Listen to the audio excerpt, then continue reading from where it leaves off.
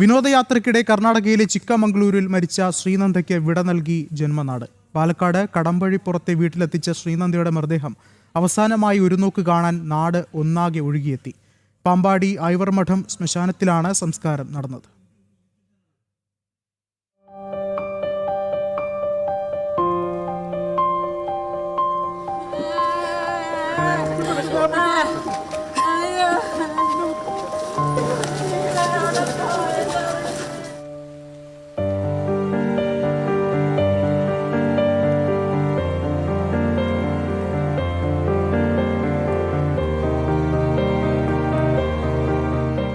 പ്രാർത്ഥനകൾ വിഫലമായി.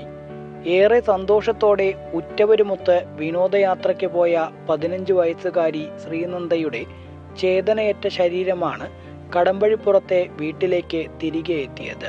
പഠനത്തിലും കായിക രംഗത്തും മികവ് പുലർത്തിയിരുന്ന മിടുക്കിയെ അവസാനമായി ഒരു നോക്ക് കാണാൻ സഹപാഠികളും അധ്യാപകരും നാട്ടുകാരുമൊക്കെ ഒഴുകിയെത്തി.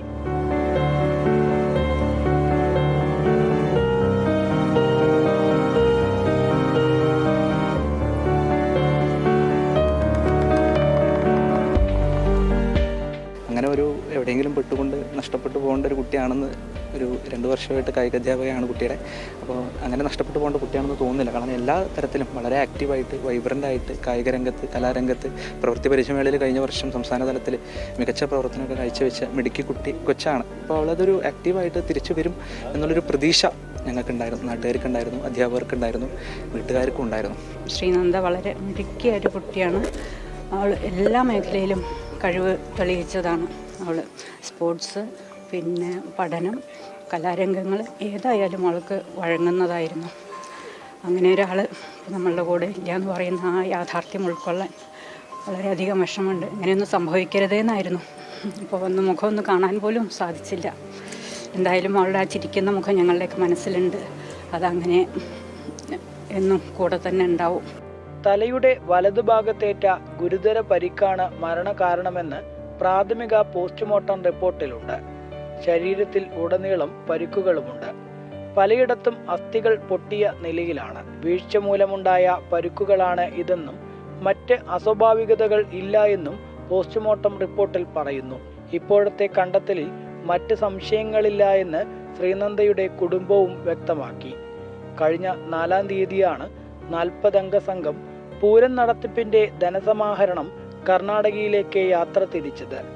തുടർന്ന് ചിക്കമംഗളൂരുവിലെ മാണിക്യധാര വ്യൂ പോയിന്റിൽ വെച്ച് 7-ാം തീയതി വൈകിട്ടോടെ ശ്രീനന്ദയെ കാണാതാവുകയായിരുന്നു. 4 ദിവസത്തിന് ശേഷമാണ് 1500 അടി താഴ്ചയിൽ നിന്നും മൃതദേഹം കണ്ടെത്തിയത്.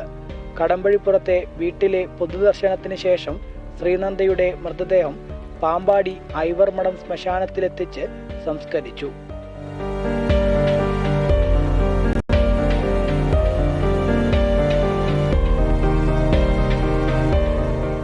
എല്ലാ യാത്രകൾക്കും ഒരു സമാപനമുണ്ട്. എന്നാൽ ഒരിക്കലും പ്രതീക്ഷിക്കാതെ ഒരു നാടിനെ ഒന്നാകെ കണ്ണീരിൽ ആഴ്ത്തിക്കൊണ്ടാണ് ശ്രീനന്ദ എന്ന കൊച്ചുമിടുക്കിയുടെ യാത്ര സമാപിച്ചിരിക്കുന്നത്. ക്യാമറമാൻ സന്തോഷിനൊപ്പം അരുൺ ആലത്തൂർ, ജനം, പാലക്കാട്.